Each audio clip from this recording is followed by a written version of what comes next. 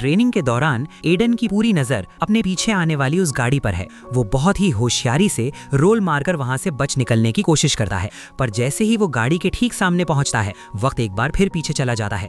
वो गुस्से में अपने दांत पीसता है और बिल्कुल सही लम्हे का इंतजार करता है, और एक बार फिर वो पूरी ताकत के साथ गाड़ी की छत पर छलांग लगा देता है। अपनी पिछली गलतियों से सबक लेते हुए वो इस बार कामयाबी से वहां से निकल जाता है।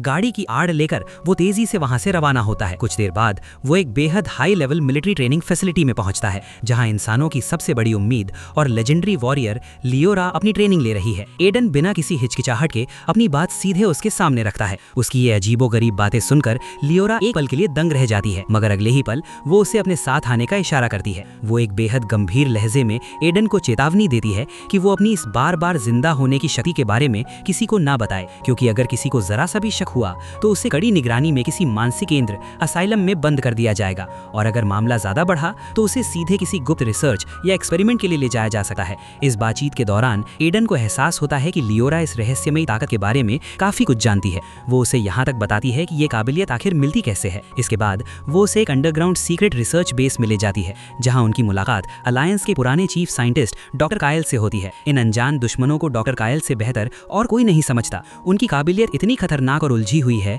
कि उसका अंदाजा लगाना भी मुश्किल है, लेकिन उनकी थ्योरीज इतनी एडवांस थीं कि मिलिट्री ने उन्हें सन की समझकर फ्रंट लाइन से हटा दिया था और उन्हें एक मामूली मशीन रिपेयर करने वाला बना दिया गया। डॉक्टर कायल की बातों से एडन को इन एलियंस की असलियत समझ आने लगती है। पता चलता है कि ये दुश्मन सिर्फ मामूली जीवों तक सीमित नहीं है, इनके ऊपर दो और बेहद ताकतवर रूप मौजूद हैं, और एडन ने जिस अल्फा को मारा था वो उन्हीं में से एक था, जो हर 61 लाख एलियंस में से सिर्फ एक पैदा होता है।